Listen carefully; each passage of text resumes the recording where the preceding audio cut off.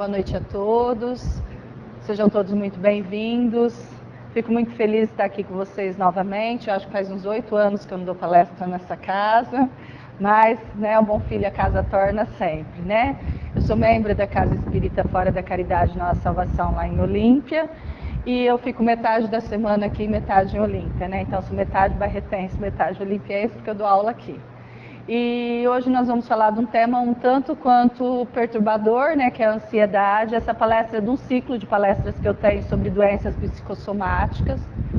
A primeira até sobre doenças psicossomáticas, quero voltar num outro momento para passar para vocês o como os nossos pensamentos causam as doenças que a gente tem, né? Como os nossos sentimentos e emoções causam as doenças que nos acometem todos os dias, desde uma dor de cabeça a um câncer. E esta palestra é a terceira desse ciclo de palestras, que a segunda é sobre depressão e esta é sobre ansiedade.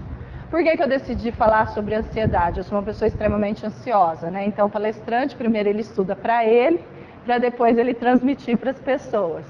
Então é uma palestra muito interessante e eu espero que eu consiga transmitir para vocês de forma clara e objetiva. E eu começo a palestra, né, lembrando o Pequeno Príncipe, onde ele nos fala em um trecho do livro: se tu vens, por exemplo, às 4 da tarde, desde as 3 eu começarei a ser feliz. Quanto mais a hora for chegando, mais me sentirei feliz. Às 4 horas, então, estarei inquieto e agitado. Descobrirei o preço da felicidade. Nós somos assim, né? Nós não conseguimos estar nos momentos. Nós não conseguimos estar presente nos momentos. Então, o que acontece? A gente não sente nada por inteiro. Nós estamos sempre no futuro ou no passado. Porque o passado, a depressão é excesso de passado, né? E a ansiedade é excesso de futuro. Nós queremos ter controle sobre as coisas que ainda vão acontecer. Então, se algo vai acontecer, nós não esperamos acontecer, já sofremos por antecipação. Às vezes ficamos felizes, né, em construir um cenário em relação ao futuro, mas quanto mais caminhamos próximo a esse futuro, mais vamos ficando sufocados por não ver o resultado daquilo que a gente espera. Achamos que as coisas têm que acontecer do jeito que a gente quer que aconteça. E com isso nós sofremos. E com isso nós não conseguimos andar para frente.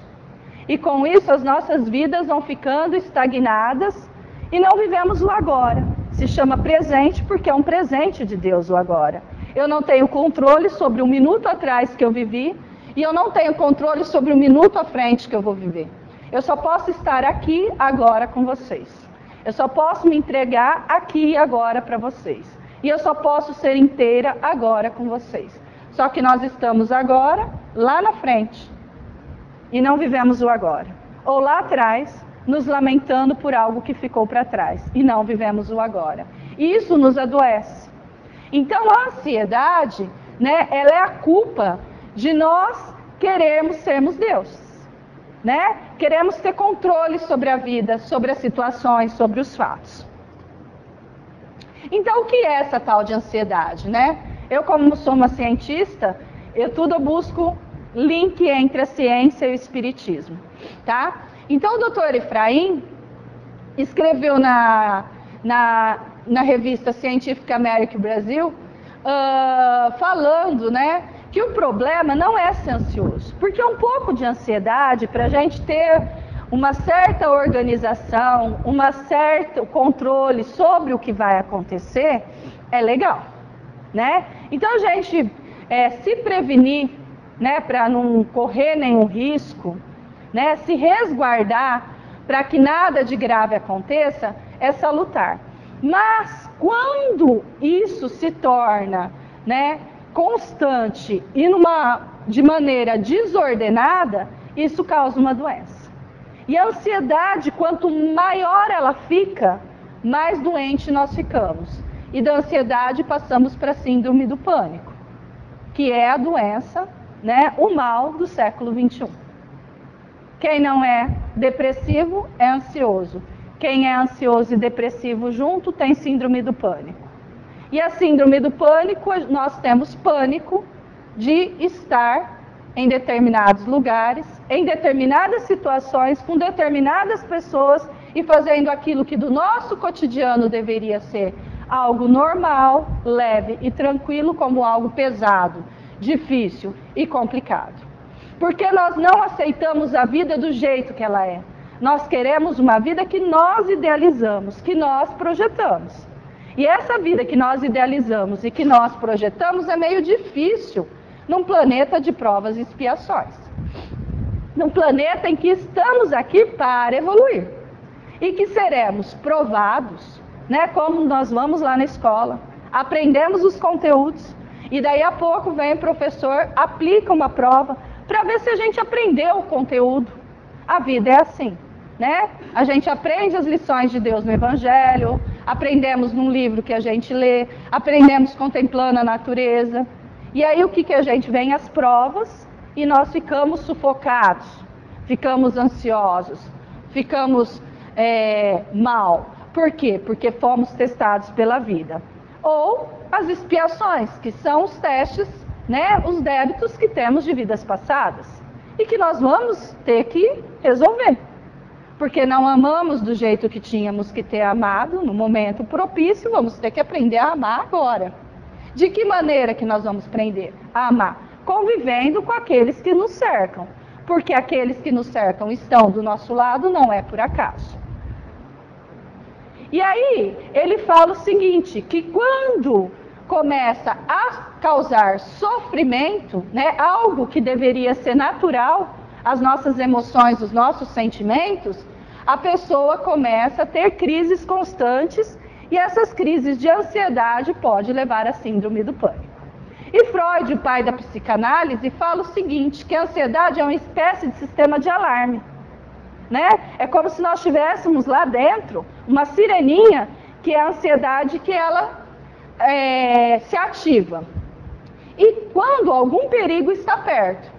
Existem 3 tipos de ansiedade, basicamente. A moral, a ansiedade real e a neurótica.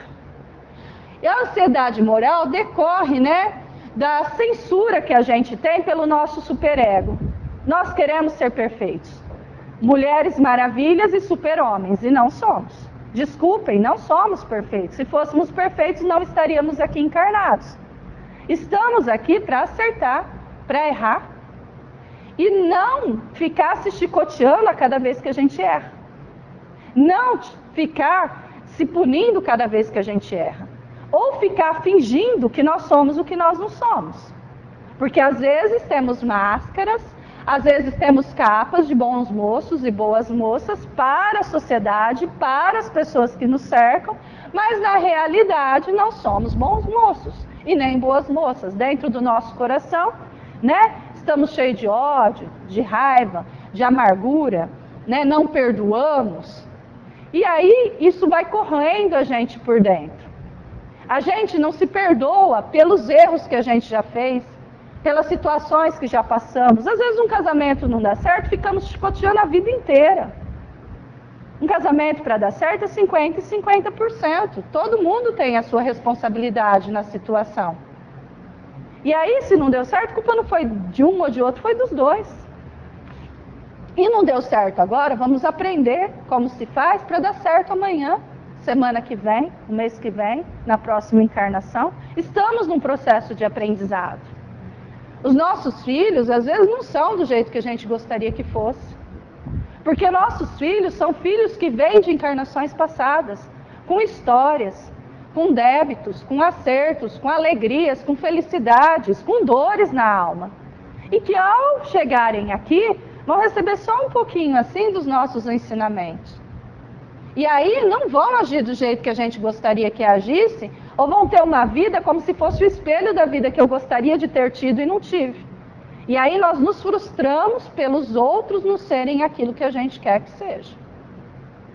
E aí isso nos causa culpa, e aí nós nos chicoteamos, e isso nos causa ansiedade, né?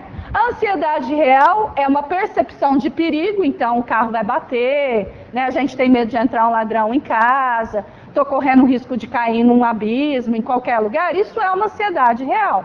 Essa não tem problema, né? Outro tipo de ansiedade é neurótica, que são as fobias. Né? Aquelas pessoas que têm medo de tudo, fica assistindo Cidade Alerta, né? Que se chutar a televisão sai sangue, né? Aí vê lá o povo matando todo mundo, jogando velhinho na lata do lixo, jogando a criança no rio, tal, e a gente acha que o mundo é isso. Porque a gente vê só a tragédia e acha que o mundo é tragédia. Por quê? Porque os meios de comunicação não nos trazem informações salutares, nem legais, nem boas, né? Só traz coisa ruim. Porque coisa ruim vende. Né, dá ibope, e aí a gente entra naquela neura e acha que o mundo é aquilo, aí tranca todas as janelas, não sai de casa, né, anda na rua com medo de tudo, quando anda na rua, às vezes não sai com medo de ser assaltado, fica com fobia se o filho foi à festa, não chegou daí meia hora, e aí essas neuroses vão fazendo com que a gente alimente dentro da gente loucuras desnecessárias, porque o mundo está cheio de coisas boas, cheio de gente boa fazendo coisas boas. Mas isso não dá ibope, né? E quando alguém faz algo bom, que incomoda quem não faz algo bom, aquilo é tudo distorcido. Para quê? Para que a gente possa, né, ser corrompido pelas informações que eles queiram que a gente tenha. E como a gente vive numa vida, né, cheia de atribulações, né, como se a vida, né, não tivesse o tempo onde todas as coisas se resolvem. Então, a gente acha que a gente tem controle sobre o tempo, sobre as coisas, e fica se lamentando por coisas que não aconteceram. E às vezes não acontecer aquilo que a gente quer é uma grande dose de sorte. Às vezes você quer casar com alguém e fala, por que não deu certo, tal, 10 anos depois fala, graças a Deus. Se tivesse casado, tinha entrado uma fria, né? Às vezes você queria fazer uma sociedade, né, abrir um negócio e tal, e aí não deu certo. E aí você fica frustrado, revoltado contra Deus, se joga na cama, não quer fazer mais nada. Daí a pouco você vê que foi a melhor coisa que aconteceu na sua vida, aquilo não ter dado certo. E problema, gente, a maioria dos problemas pelos quais nós sofremos não são problemas. Parem para analisar. Se eu perguntar para vocês qual era o maior problema de vocês há 5 anos atrás, a não ser que você perdeu um ente querido, foi a bancarrota, falência, ou fez uma cirurgia muito séria, você não lembra. Nós despendemos energia demais com coisas que não são importantes, com coisas que não vão ter importância daqui a 1 ano, daqui 2 anos, daqui 5 anos, daqui 10. E se eu perguntar de 10 anos, então ninguém lembra. E ver quanto sofrimento, quantas vezes envenenamos o nosso corpo, porque quando envenenamos o nosso corpo, estamos envenenando o nosso espírito. E estamos deixando marcas no nosso perispírito. E por deixar marcas no nosso perispírito, isso vai vir para o corpo em forma de outras doenças. Então, o que tem ficar ansioso? Tem, que depois gera diabetes, depois gera problema na coluna, depois gera câncer e assim sucessivamente, né? O que é a diabetes? A diabetes, quando você não nasce com ela, que você desenvolve ela em algum momento da vida, ela nasce de uma amargura muito grande. Você ficou amargo em relação à vida, ficou azedo em relação à vida e seu corpo não precisa produzir açúcar, você fica diabético. E aí, se você analisar, aconteceu o quê? Você perdeu um ente querido. Não perde, ninguém perde ninguém. Nós nos separamos por alguns momentos, nós sabemos disso. Nós convivemos com as pessoas, depois elas têm um prazo aqui, nós também temos, e nós voltamos para a pátria espiritual. E aí nós ficamos revoltados contra Deus, ficamos revoltados contra a vida, ficamos azedos e amar vem a diabetes. Perdemos o grande amor da nossa vida, né? No mundo de 7 bilhões de pessoas, a gente só pode amar uma? Eu não acho isso meio estranho, né? E aí, as pessoas têm direito de ir e vir. E se elas não estão mais do nosso lado, é o direito dela ir. E eu não tenho que me revoltar e ficar amargo e azedo por causa disso. E aí eu desenvolvo a diabetes. Excesso de ansiedade, que eu envenenei o meu corpo e que vai vir numa forma de doença para eu lembrar dela que eu tenho que ser doce para o resto da existência. E os nossos pensamentos, né, eles são responsáveis pela nossa vida. Até coloquei uma moça ali com uma gaiolinha na cabeça que nós somos prisioneiros dos nossos pensamentos. Nós ficamos nos envenenando com os nossos pensamentos. Nós ficamos nos martirizando com os nossos pensamentos, né? E aí Jesus, né, o grande psicólogo inigualável que a gente teve aqui na Terra, que veio aqui há 2000 anos e nós não aprendemos nada com ele, porque continuamos batendo cabeça, nos fala: não vos inquietais, pois pelo dia de amanhã, né? Porque o dia de amanhã cuidará de si mesmo. Basta cada dia o seu mal. Eu não sei se eu estarei aqui amanhã. Por que eu estou sofrendo por amanhã? Se amanhã eu vou ter dinheiro, se eu vou ter o que comer, o que beber, o que vestir. Não sei se eu vou sair ali na porta, vou ser atropelada, se daqui a pouco vai dar um infarto e eu vou morrer. Quem sabe? E eu não vivo hoje, não vivo agora, não contemplo as amizades, não convivo com as pessoas amorosamente, não dou amor, não recebo amor, não me dou amor. Porque eu só posso dar aquilo que eu tenho. Se eu não me amo, como eu posso amar vocês? Se eu não me cuido, como eu posso cuidar de vocês? Se eu não faço nada bom por mim, como eu posso fazer algo de bom por vocês? Eu só posso dar para o mundo aquilo que eu tenho. E aí eu não me encho de amor.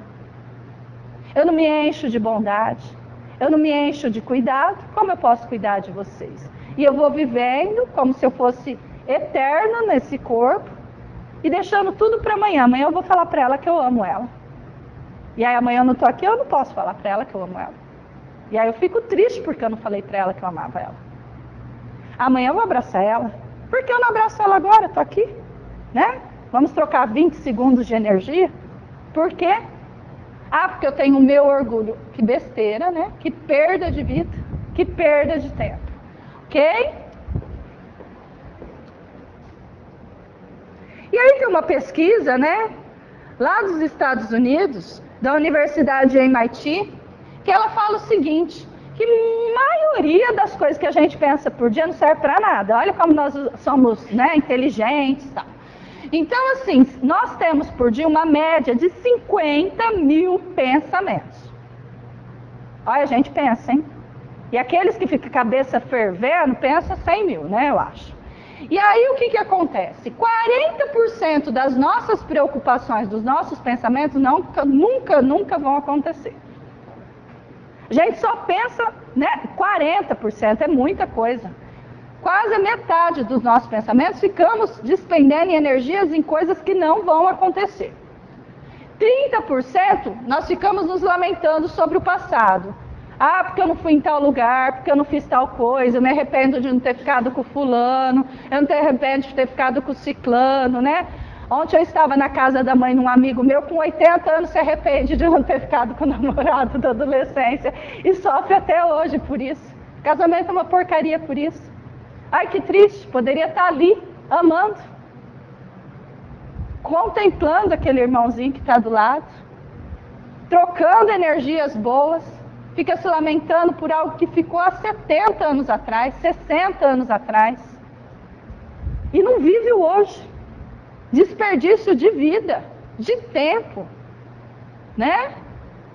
12% são relacionados às questões de saúde, 10% assuntos insignificantes, né? Ficamos fofocando no Facebook, falando mal da vida dos outros, nos preocupando com o que os outros acham, pensa, deixa de pensar, falando de Big Brother, falando de um monte de coisa que não acrescenta em nada na vida da gente. De novela, né? Fala das pessoas da novela como se tivesse uma intimidade, né? Você viu fulano de tal, largou de ciclano. Aí fala pra mim, eu não assisto novela, eu falo, oi, né? E fala assim no diminutivo, fala assim com carinho, né? Olha que perda de vida, né? E 8% dos nossos pensamentos são coisas realmente necessárias e reais. E aí, se a gente pensar que 80% a gente desperdiça com coisas que não precisa, esses 80% se fosse usado com pensamentos positivos, com coisas legais sobre a vida, uma visão mais otimista, contemplando o belo, contemplando Deus em todas as coisas que a gente vê, nós seríamos mais leves e mais felizes. E entendendo que a gente tem controle sobre determinadas coisas, mas sobre outras a gente não tem.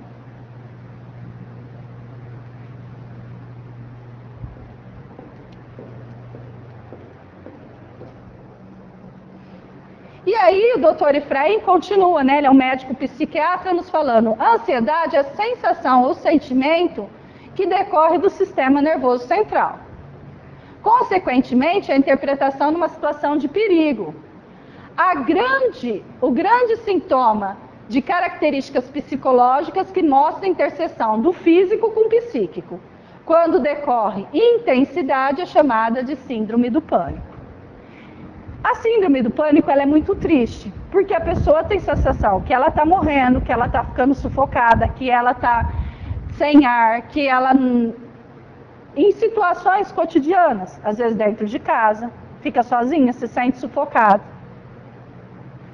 Né? Apesar de estar tudo aberto, apesar de ter espaço, tudo, a pessoa se sente como se estivesse morrendo afogada. Dentro de um ônibus, dentro de um shopping, em lugar que tem muita gente. Né? E daqui a pouco eu vou falar das questões espirituais ligadas a isso. E aí a gente não cuida do espírito, não nos ligamos aos nossos mentores espirituais, nem aos nossos anjos de guarda, e aí ficamos reféns de espíritos que querem que a gente se isole mesmo. Porque a gente se isolando é mais fácil deles nos dominar, né? Mais fácil deles cuidar da gente do jeito que eles gostam. Carinho. Então, quais são as principais causas da síndrome do pânico, né, e da depressão? No livro do Divaldo Franco, né, esse livro que se chama aqui Autodescobrimento, ele fala o seguinte, que a gente, quando está educando os nossos filhos, nós fazemos ameaças para as criaturas. Porque a gente não sabe educar, né, infelizmente. Porque aprendemos com o nosso pai, que aprendeu com o outro pai, que aprendeu com o outro, e nós vai errando, né, que nem diz a música lá, como os nossos pais. Nós reclamamos, daqui a pouco estamos agindo todo mundo igual, né? E a gente faz chantagem com as crianças. Fala, se você não comer, né? Se você não obedecer o papai e a mamãe, nós não vamos gostar de você. Isso fica registrado na criança. A hora que ele fica adulto, ele acha mesmo que se ele não fizer as coisas que os outros querem, ninguém vai gostar dele. Por outro lado, né? A gente não passa, né, a informação para a criança que ele não vai perder amor se ele não agir da maneira que a gente quer. Você tem que ensinar o porquê que você não quer que ele haja daquele jeito, mas não falar que ele vai perder o seu amor, ou que ele vai perder o amor do irmãozinho, ou que ele vai perder o amor da professora, né? Ou que todo mundo vai achar ele feio, vai achar ele chato, porque isso vai ficar registrado nele. E cresce um ser inseguro. Que qualquer situação de adversidade, ele vai fazer o quê? Ele vai sofrer pelo resto da vida, achando, né, que ele não é um ser respeitável e que ele não pode dar nem receber amor. E aí a gente acha que isso não existe. E muitos de nós não sabemos receber amor. A gente às vezes sabe dar, mas não sabe receber. Quando as pessoas começam a amar muito, a gente começa a ficar sufocado, né? Começa a achar aquilo meio estranho. Começa a falar, nossa, mas essa pessoa fica abraçando todo mundo, né? Fica beijando. Eu sou muito sinestésica, eu abraço, beijo todo mundo, né? Tem alguns alunos meus aqui, eles sabem disso, né? E aí o que acontece? As pessoas te acham estranho. As pessoas te acham esquisito. Porque num mundo onde todo mundo quer distanciamento, né? Onde todo mundo tem medo das pessoas, por que eu vou abraçar ela? Ah, ela está querendo alguma coisa. Eu não posso abraçar por abraçar. Né? Ah, por que eu estou falando que te amo? Ah, porque é esquisito você, né, falar que me ama. Se a gente ama, fala que ama, gente. Já não ama igual Jesus, não vamos amar, não sabemos amar ainda desse jeito, mas sabemos amar do nosso jeitinho tupiniquim. Vamos amar, cada um a gente vai amar de um jeito. Numa intensidade diferente, mas se a gente ama, fala que ama. E a gente não fala, às vezes passa uma existência inteira com o filho, com o marido, com a esposa, com o sobrinho, com o neto, com todo mundo, e não fala que ama. Aí morre, quer vir aqui no centro receber psicografia, para saber como que tá. A criatura está ali do lado a vida inteira, você nunca perguntou como ele estava. Né? Está lá na mesa do almoço, no sábado, no domingo, todo mundo, cada um com o celular, ninguém conversa. né? Agora fica todo mundo num outro mundo, com um monte de gente que nem perto está, que nem importância para a gente dá e que nem sabe que a gente existe. Olha a vida do fulano, e daí? Né? E aí tem um serzinho ali do seu lado precisando de colo, precisando de palavras de aconchego, precisando de um amigo, e você nunca perguntou para ele como ele estava. Você nunca olhou para ele e falou, nossa, como você está triste hoje, aconteceu alguma coisa? Se você precisar, eu estou aqui. Aí morre, vem aqui. Vai lá em Uberaba, vai lá em Catanduva, vai lá no Rio Grande do Sul para pegar psicografia, para ver como que está. Né? Para perguntar se está bem. Viveu no umbral aqui a vida inteira e agora está preocupado se foi para o umbral, né? Ei, gente, como nós não somos fáceis, né? Esse livro é maravilhoso, quem não lê, ainda leia, né? Amor, Imbatível Amor, do Divaldo, também do espírito Joana de Ângeles. E ele fala que os transtornos, né, do pânico, as raízes estão... a gente não pode desconsiderar as leis sobrenaturais. O que quer dizer isso? Que a gente não pode desconsiderar as questões que a gente traz de vidas passadas, porque às vezes nós nascemos já com predisposição a ter síndrome do pânico, predisposição a ter depressão, porque às vezes já fomos depressivos em outras encarnações, às vezes somos depressivos há 600 anos. Já viu umas criancinhas meio depressivinhas? Que eles não riem, que você fala com eles meio burradinho, tem o olhinho sempre triste, já nasce. Por quê? Porque já é um espírito que há muitas encarnações é depressivo. E ele vai procurar pais e mães com predisposição genética para ele nascer daquele jeito. Porque ele vai conseguir se libertar aos poucos. Porque ele tem uma visão de vida, de sofrimento, de dor, de medo. Às vezes deixou algo no passado, de 1000 anos atrás, que ainda não se desapegou. Tá lá, era rainha lá na outra vida, né, rico. Tinha uma vida tranquila, e vem aqui numa vida, começa a vir vidas sucessivas em dificuldade econômica, para aprender, mas não aprende, fica revoltado, porque é chique, não tem dinheiro para comprar as roupas chiques. Né? Gosta de comer em bons restaurantes, não tem condição de ir num bom restaurante. Começa a se revoltar contra a vida, começa a achar que é vítima da vida, começa a achar que tudo aquilo que o cerca não é bom, e aí ele se deprime. Então, tem causas em vidas passadas. E tem causas também nos nossos irmãozinhos que nos cercam. Não adianta a gente achar que não existe espírito em volta. Tem gente que fala, nossa, falaram que tem um espírito aqui. Eu falei, só um, né? Por quê? Porque para cada um encarnado tem 5 desencarnados. E dessa galera, 80% dos que desencarnam ficam na Terra, porque somos apegados às coisas materiais. Somos apegados às pessoas. Somos apegados aos nossos bens. Somos apegados aos nossos cargos, aos nossos títulos, ao poder que a gente teve. E aí, para ir embora, é difícil. E a gente fica aqui no meio da galera. E fica aqui, às vezes, nós vamos se aproximar de quem? Quem tem a mesma sintonia que a gente, que pensa igual a gente. E sintonia é o quê? Aquilo que a gente emana com energias e pensamentos. Então, tem pensamento de raiva, de ódio, achando palavrão, vai ficar quem perto de mim? Espírito de luz? Não vai. Assisto o dia inteiro filme pornográfico, né? Fico assistindo da Atena lá, todo mundo matando todo mundo, só assisto filme de guerra, tal, vai ficar quem perto de mim? E aí a gente começa a se sintonizar com esses irmãozinhos doentes e a gente começa a ficar doente igual, tá? E as questões das obsessões, né? Existe uma diferença entre o vampirismo, que é isso que eu falei, que a gente se encontra por sintonia ou por gostos, e o vampirismo são espíritos que a gente não tem laços do passado, né? Não é alguém que a gente já se relacionou no passado, mas é alguém que tem um vício parecido com o nosso. Ou o vício da bebida, ou o vício da droga, ou o vício do sexo, ou o vício da maledicência, ou o vício da gula. E aí, o que acontece? Eles vão ficar perto da gente porque nós estamos na mesma sintonia. E aí, a hora que eles acham um hospedeiro, ele não vai sair de perto, porque para achar alguém que tem sintonia igual, é difícil. Por isso que alguém que bebe é difícil deixar de beber.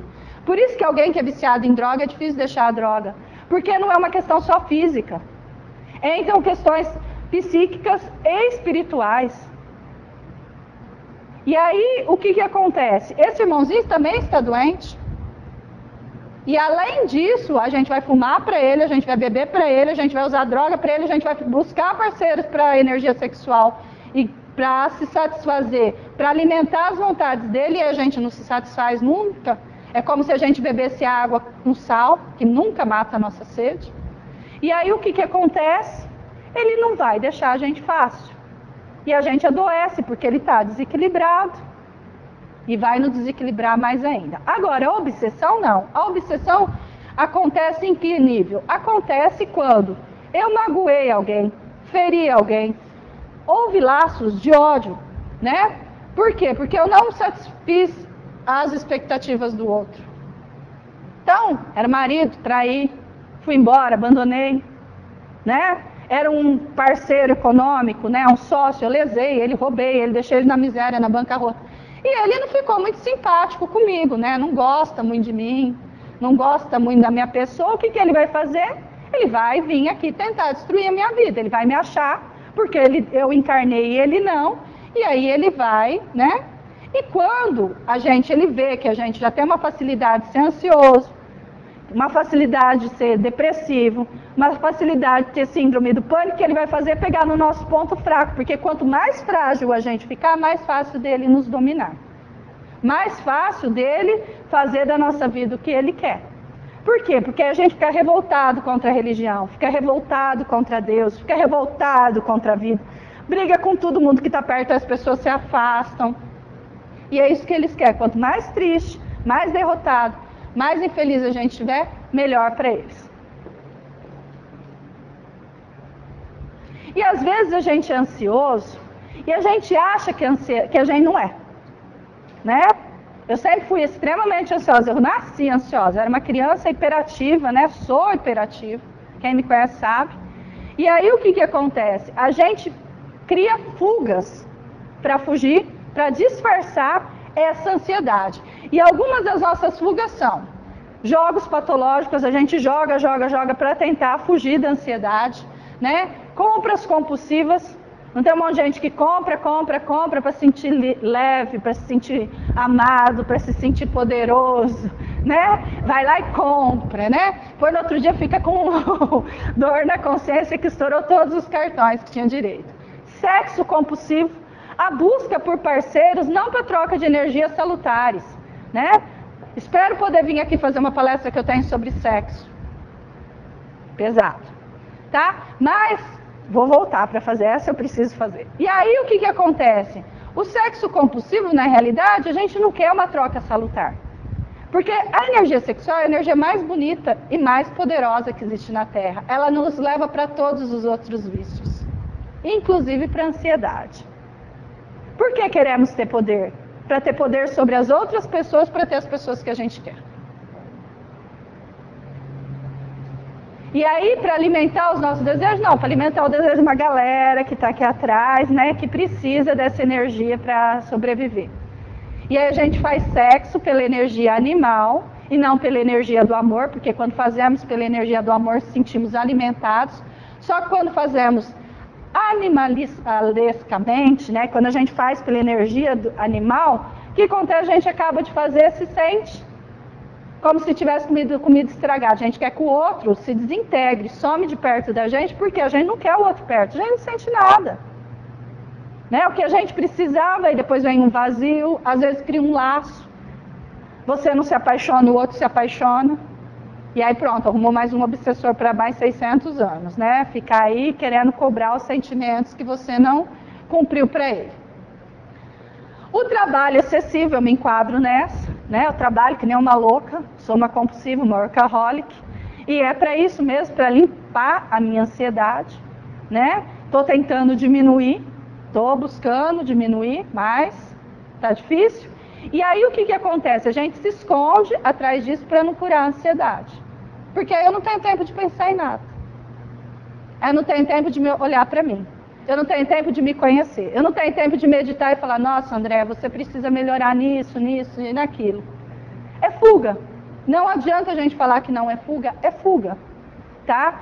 Então, o trabalho excessivo também ele não é salutar. Nós precisamos descansar. Nós precisamos de tempos de relaxamento, nós precisamos do ócio, né, para poder nos cuidar. E não raro, né, os transtornos alimentares, comemos que nem uns doidos para fechar um buraco que tem dentro, que a gente não sabe de onde que vem, tá? Dependência química, e a dependência não só química das drogas, né, que não são lícitas, mas as ilícitas e as lícitas, os antidepressivos, os Rivotril da vida, todo mundo toma Rivotril para dormir, né, aí não dorme, desmaia, né, o espírito fica solto aí porque vai para onde quer, não tem controle, né, estamos drogados, porque cada dia precisa aumentar a dose do Rivotril para dormir mais, e por aí vai, somos os maiores consumidores no Brasil de Rivotril do planeta, né, e crianças começam a consumir remédios para dormir. Por quê? Porque não temos paz de espírito. Não conseguimos tranquilizar os nossos pensamentos antes de dormir. Deitamos na cama e ficamos resolvendo problema de 10 dias para frente, de 15 dias para frente, de 20 dias para frente, o problema do filho, e o problema do vizinho, e o problema da escola, e o problema do passado, e o problema do amor não resolvido, e o problema da conta do carnê que vai vencer, que a gente foi lá, comprou compulsivamente, não era para ter comprado, né? E o carro que não acaba de pagar nunca, e vamos ficando tudo doidinho e não dorme. A hora que vê já é 3 horas da manhã. A gente pega o celular, vai ver a vida dos outros, aí já é 4 horas da manhã. E aí a gente acorda no outro dia um bagaço. E aí pra gente fazer isso, a gente toma Rivotril e desmaia. E aí a gente desmaia, não pensa nada disso, no outro dia estamos um bagaço, porque não descansamos. Na realidade só apagamos o corpo físico. Mas o corpo espiritual continua meio doidinho, porque é ele que comanda a máquina. Tá? Ele não desliga, a gente precisa, né? E atitudes de autossabotagem. Ah, eu não consigo emagrecer. Ah, eu não consigo parar de beber. Ah, eu vou comer mesmo, porque é o único prazer que eu tenho na vida. Né? Ah, eu não vou lá, porque não dá. Ah, eu não faço isso porque eu não consigo. Ah, eu não sou capaz. A gente vai se auto-sabotando e a vida vai passando. Né? E a vida vai passando e a gente vai desperdiçando oportunidade. Porque reencarnar, gente, já não está fácil agora. Eu fico pensando na hora que a gente desencarnar. Antes a galera tinha 10 meninos, 12, 15, 18. Depois passaram a ter 5, 3, 2, 1. E tem uma turma que nem eu, que não tem filho nenhum, né? Que veio nessa existência, eu não paguei ainda meu crachá, né? Não deixei ninguém voltar. O que acontece? Pra gente arrumar uma mãe para reencarnar, vai ser uma briga de foice lá em cima, né? Se hoje a gente demora 200 anos para reencarnar, vai demorar 1.000, 1.500, 2.000. E para resolver com a galera que a gente precisa resolver encarnado? E para resolver os nossos débitos e contas? Por que vocês acham que nós estamos vivendo 90 anos? Porque nós não há oportunidade de resolver mais rápido, não oportunidade de ficar juntando mais casa, mais carro, mais terreno, machucando mais corações, né? Não é para isso não, é para resolver os probleminhas, que a gente não resolve. Aí o doutor Sérgio Felipe de Oliveira, né? Aquele estudioso da USP, professor aqui da USP, que é psiquiatra, que estuda a célula pineal, quem não conhece Sérgio Felipe pode conhecer, é maravilhoso. Né? Ele tem uma palestra que ele fala o quê? O que é a ansiedade? A ansiedade, para ele, é a moléstia da humildade. Então, a nossa humildade ficou doente. O que é ser humilde? Ser humilde é se umedecer de Deus. Quando eu me umedeço de Deus, né? Eu sou humilde. Só que quando eu acho que eu sou Deus, e que tudo tem que acontecer do jeito que eu quero, a minha humildade foi para onde? Acabou. Porque eu estou no lugar de Deus, né? E aí, não tem medo de Deus, acha, né? E quer estar no lugar de Deus.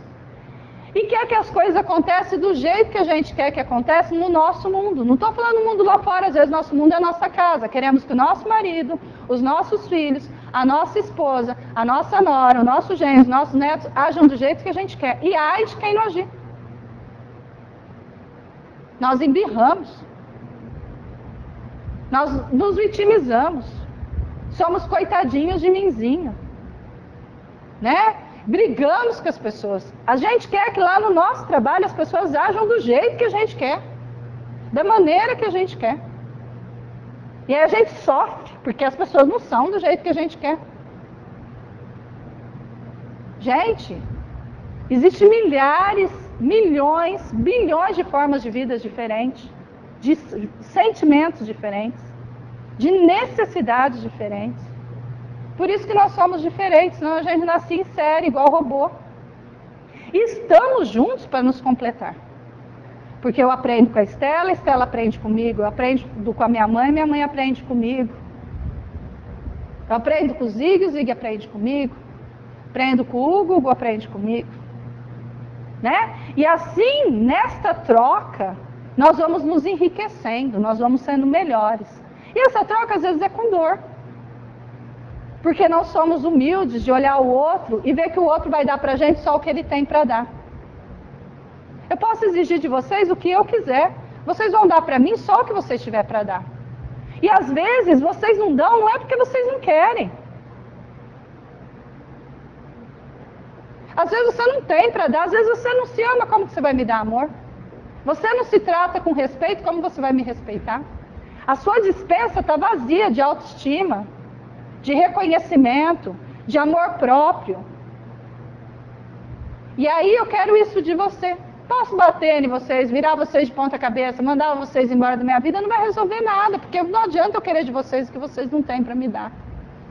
E a hora que a gente consegue olhar que as pessoas vão dar pra gente no limite delas, a gente sofre menos. Porque você vê o outro como alguém que está a caminho com você também aprendendo. E que ele erra e acerta. E que ele vai pagar pelos erros dele, independente da sua vontade. Existe uma lei de ação e reação que não somos nós que criamos. Né? E aí, né, entrando na parte espiritual, Joana de Ângeles nos fala o seguinte, né? Num ser tridimensional, espírito, perispírito e matéria, se pode encontrar a psicogênese das enfermidades da alma, como também defrontar patogêneses que assinalam a criatura humana no seu transcurso evolutivo. O ser profundo, autor de todos os acontecimentos em sua volta, é o espírito. Seja qual for o nome que a ele atribua. Então nós somos esse ser tridimensional. Temos mais corpos, mas não tem necessidade de a gente falar aqui. A matéria, que é essa que a gente consegue tocar. O perispírito, que dá formato a esse corpo, que é a forma que dá formato a esse corpo, e onde fica registrados os nossos sofrimentos, alegrias, decepções, riquezas e tudo que a gente pensa, sente, né? E as nossas emoções, e o espírito. Quem comanda tudo isso aí é o espírito.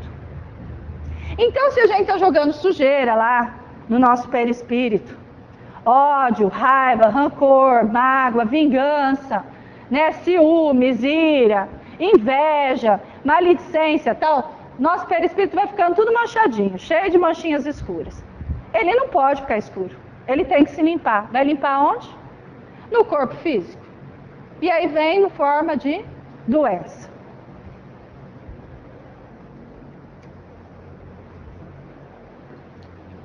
E os fatores, né, que levam à ansiedade nos dias atuais?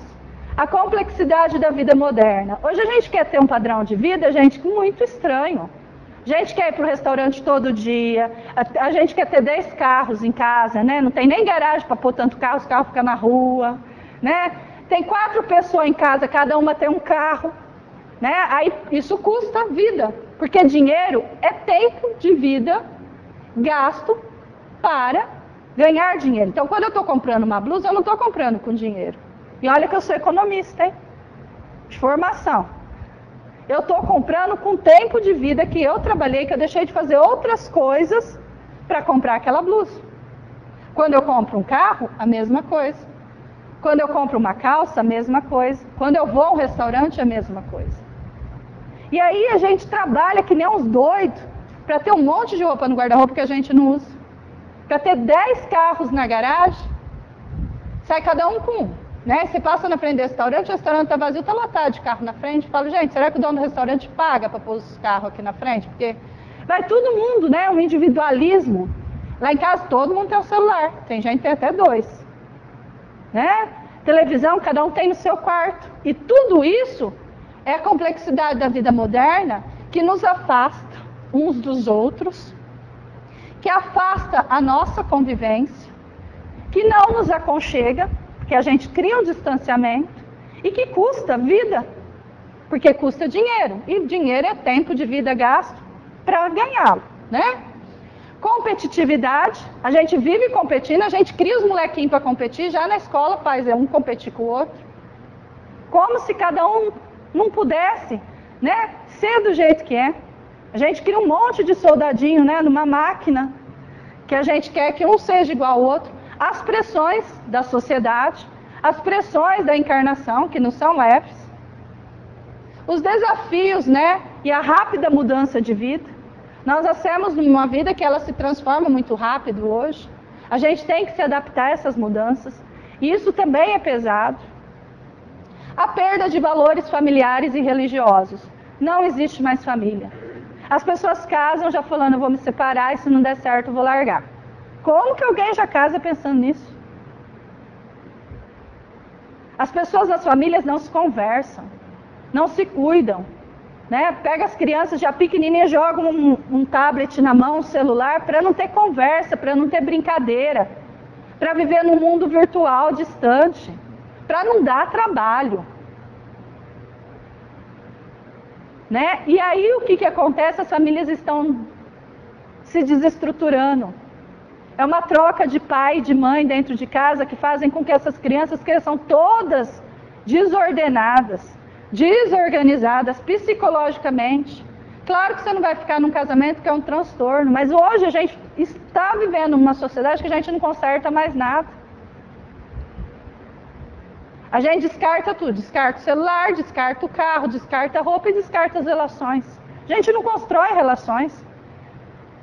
E Haroldo, eu estava numa palestra do Haroldo em Rio Preto e ele falou, esses casamentos que você vê que as pessoas se dão bem, que elas são harmoniosas, carinhosas uma com a outra, vocês acham que estão juntos há uma vida? 80, 100 encarnações juntos. É um processo de aprendizado. É um processo de aprender a amar. Agora, se na primeira dificuldade eu abandono o barco, que família que vai ser constituída na Terra? Nós não damos valor às religiões, não nos ligamos a Deus. Ah, já que todo mundo rouba, eu vou roubar também. Ah, já que todo mundo dá golpe, eu também vou dar golpe também. Ah, já que todo mundo passa todo mundo para trás, eu também vou passar. E isso vai fazendo com que a gente viva numa vida desordenada. Frustrações, isso é decorrência, né? A ansiedade de frustrações profissionais e afetivas, conflitos conjugais, mortes de entes queridos, perda de emprego, dívidas financeiras e medo da violência. Se a gente analisar todos esses problemas, poucos deles a gente tem controle sobre eles. A vida profissional, por melhor que seja aquilo que você faça com amor, você vai ter problema. Porque você vive com outros seres humanos. Não tem como você não se frustrar. Quando você se relaciona com alguém, seja um relacionamento homem-mulher, homem com homem, mulher com mulher, não importa. Se for um relacionamento afetivo, é outra pessoa, com outros desejos, com outros sonhos, que foi criado em outra família. Se a gente não abrir mão do eu pelo nós, a gente não consegue ficar, né? A morte de um ente querido, a gente tem controle sobre a morte de alguém, não somos Deus. E é a mesma coisa, tem alguém preso aqui numa penitenciária, o que a gente quer? Que fica preso aqui com a gente. A gente acha que aqui é um sofrimento, a pessoa se liberta e a gente quer que fica preso aqui. Ah, como nós somos pouco egoístas, né? Perda do emprego, perder o emprego arruma outro, vai fazer outra coisa. A vaca caiu no brejo, vamos ver o que tem de oportunidade, né? E medo da violência. Tá. E aí pode causar outros problemas, né? Que eu não vou falar agora aqui, né? Porque senão a gente vai ficar aqui até amanhã falando. Mas o que acontece? A gente quer tudo para ontem. A gente não espera o tempo.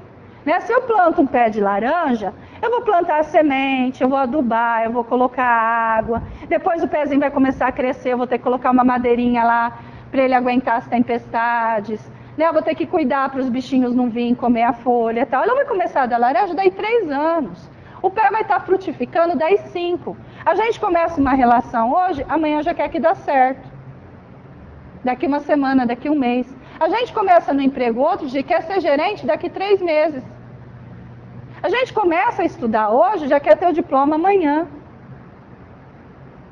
A gente tem os filhos adolescentes, a gente quer que eles já sejam adultos com 10 anos. E assim nós vamos sofrendo, nós vamos desgastando, nós vamos nos alimentando de coisas que não são positivas, né?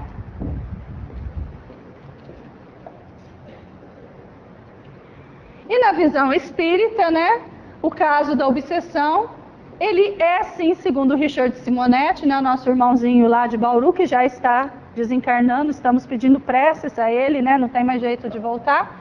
Ele fala que sim, que a maioria dos casos de ansiedade tem sim, quase sempre problema obsessivo. Por quê? Porque nós nos plugamos com os obsessores e eles vão ficar martelando na nossa cabeça aquilo que nos incomoda. E aqueles pensamentos que vêm assim, toda hora batendo na sua cabeça, né? Olha, estou com raiva dele. Olha, você tem que matar ele. Você tem que ficar com raiva dele, porque não sei o quê. E aí aquilo fica compulsivamente na minha cabeça, não é meu, gente. É alguém que está alimentando alguma coisa que não é boa. Você não tem que gostar dela. Ela fez isso, você não tem que gostar dela. Você não... E aí aquilo vai alimentando aquela loucura na gente, né? Você não pagou aquela conta. Olha, você não pagou aquela conta, hein? Você não pagou aquela conta. Porque cada um vai pegar naquilo onde ele tem maior fraqueza. E aí a ansiedade vai aumentando em níveis, né, desproporcionais. E aí que jeito eles fazem isso? Eles nos hipnotizam, né? Criam imagens mentais nas nossas mentes. Então cria imagem que seu marido está te traindo lá no sonho. Fica lá martelando na sua cabeça, coitado, chegou até agora, ele estava com alguém, e às vezes está lá trabalhando. Que o filho, né, não chegou em casa ainda que está fazendo alguma coisa de errado, que vocês viram lá no Datena, que está todo mundo usando droga, então como que o senhor não está usando droga? Então você fica, o coitado estava lá sentado com os amigos, batendo um papo, e você já ficou doido, já brigou com ele, já se desequilibrou, já chutou o cachorro, já xingou o marido, já jogou um vaso de flor na cabeça de alguém, né? Porque nós vamos nos desequilibrando. E aí a gente fica martelando essa loucura. Eles criam, sim, imagens mentais na cabeça da gente, tá? Eles transmitem pensamentos de derrota dia e noite. Você não consegue, você não vai dar certo, você não tem capacidade para fazer isso. E isso fica martelando na sua cabeça, tá? E cria imagens de fracasso na mente da vítima. Irradia ondas de inquietude. Você começa a ficar inquieto, sufocado. Você vai para um lugar, você sai, você volta para o outro, você não dorme, você fica inquieto, né? E na maioria das vezes, pensamentos de situações indesejáveis. E o que acontece? Emmanuel nos fala que a gente não nasceu para ser ansioso, né? Ele fala o seguinte, que seria um crime a gente nascer para ser ansioso. Mas só que a gente, antes de trabalhar em algo que nos santifica, a gente fica se apegando naquilo que nos atrapalha. O que nos atrapalha? Os nossos pensamentos horríveis. A nossa conexão com coisa que não é boa. A nossa visão do mundo só de coisas negativas. Tem 1 milhão de coisa boa, a gente se pega naquela que é ruim. E a Joana de Ângeles nos fala outra coisa. Que para a gente melhorar disso, a gente tem que mudar os nossos valores, né? A gente tem que começar a olhar a nossa vida aqui na Terra como algo bom, como uma oportunidade. Que apesar das lutas e das dificuldades, né, existe coisas boas, existe ajuda, existe melhora, existe coisas positivas. E, né, para curar isso, já está lá, né, no Evangelho segundo o Espiritismo, bem-aventurados, né, os aflitos. Que aqueles, né, que têm aflições, as aflições é para nos mostrar onde ainda a nossa ferida dói, que é para a gente olhar para dentro da gente e tentar curar as nossas feridas. Eu não tenho que tentar curar a ferida dela, eu tenho que curar a minha. Porque no final sou eu e Deus. Eu não vou responder pelo meu marido, pelo meu filho, pela minha mãe, pelo meu pai, pelo meu vizinho. Eu tenho que olhar. Então por que vocês ainda me machucam? Porque é onde que você bate a ferida e me machuca? E quando me machuca, por que eu quero me afastar de vocês ou eu quero fazer com que vocês se machuquem também? Para vocês sentirem a mesma dor que eu sinto. Então eu preciso curar essas feridas, porque à medida que essas feridas, essas dores da alma estão curadas, o que acontece? Eu não vou mais me ferir a hora que vocês tocarem nelas. Eu não vou mais querer empurrar vocês para longe de mim a hora que vocês tocarem nelas. Então é uma cura de dentro para fora, não de fora para dentro. E para melhorar, né? Praticar esporte, pode ser uma caminhada, tudo, porque obsessor nenhum fica perto da gente a hora que a gente está fazendo atividade física, tá? Se dedicar à leitura salutar, leia coisas boas, coisas que te levam para lugares bons, tá? Ouve música, canta. Quem canta seus males espanta, diziam os antigos. Canta, dança, né? Faça algum tipo de arte.